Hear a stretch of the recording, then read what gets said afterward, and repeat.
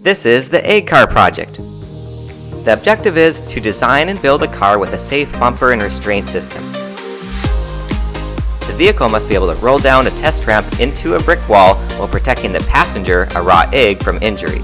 Good luck! Your design should allow you to easily get your egg into the car, it should be secure, and it should still be able to see out the front window.